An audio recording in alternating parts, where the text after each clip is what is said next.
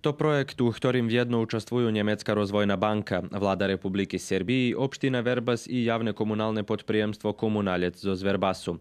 Civovod, ktorý še teraz postavlja, bude dlhoký 14 km i bude povjazovať Kocur i Savine selo zo Zverbasom.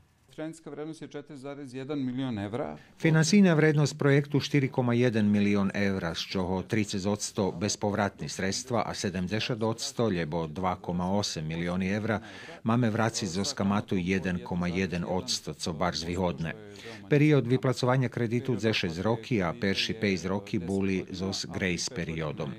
Najväčší benefit projektu, jak hvarí pan Škundrič, že hraždanie tých dvoch valáloch posle dluže jak deceniu i pol dostanú zdravú vodu za pice.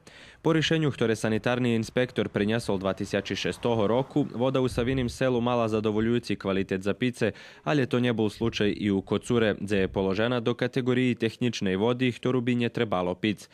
Preto u Valale tedy vybudovaná tak volaná ekostudňa, odkaz hraždanie môžu hasnovať z vodu, ktorá dodatno prečistená i dobra za pice.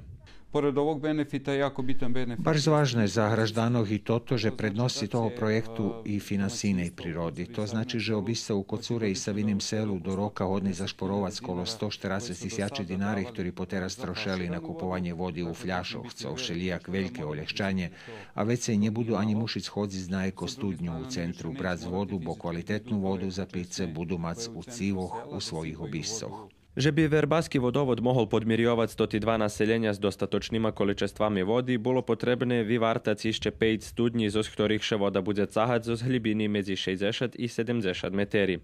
Voda zo z nich do obiscoch hodná rušiť po koniec toho roku, najvjerojatnejšie u septembru.